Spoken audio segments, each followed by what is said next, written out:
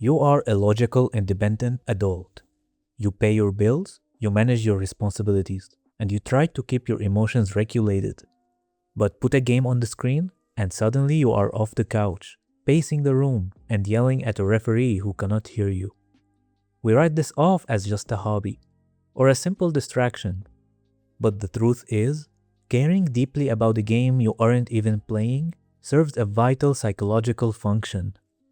To understand why we watch, you have to look at the structure of your actual life. Modern adulthood is defined by ambiguous, never-ending stress.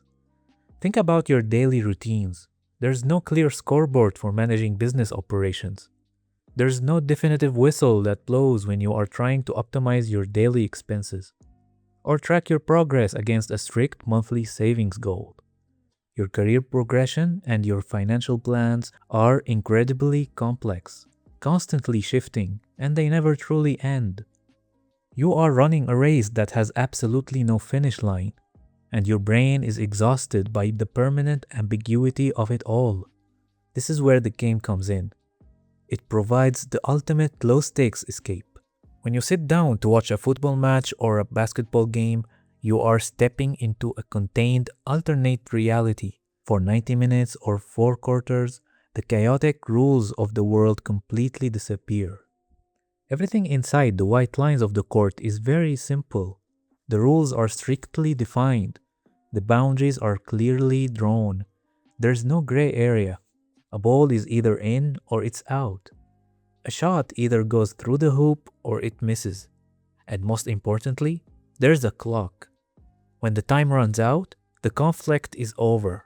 There's a definitive winner and a definitive loser.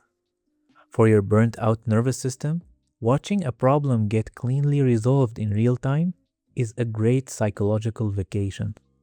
But the relief of the great rules is only half of the equation. We also have to talk about the crowd.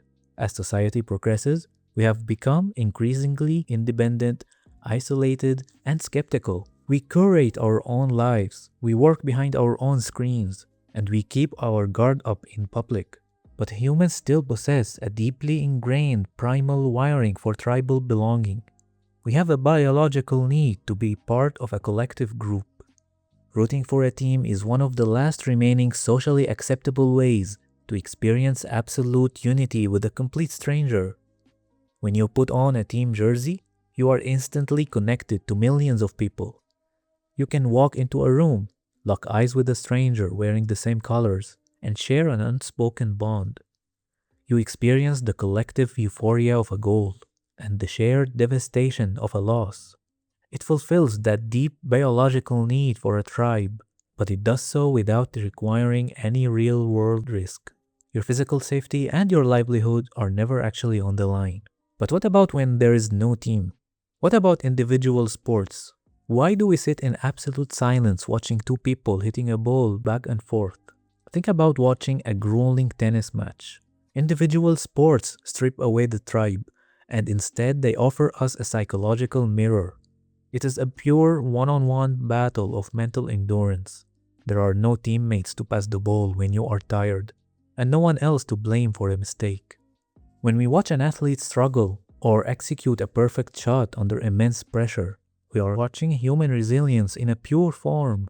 We project our own silent individual battles onto them. We watch them overcome their own mental fatigue, and it quietly reassures us that we can do the same in our own lives. So the next time you find yourself entirely consumed by the outcome of a game, stop feeling guilty about it. You are not wasting time. You are not avoiding reality. You are giving your mind exactly what it needs: a contained conflict, a clear set of rules, and a safe place to feel connected. The game is a temporary sanctuary. It allows us to reset our mental battery so that when the final whistle blows, we are finally ready to step back into the real world.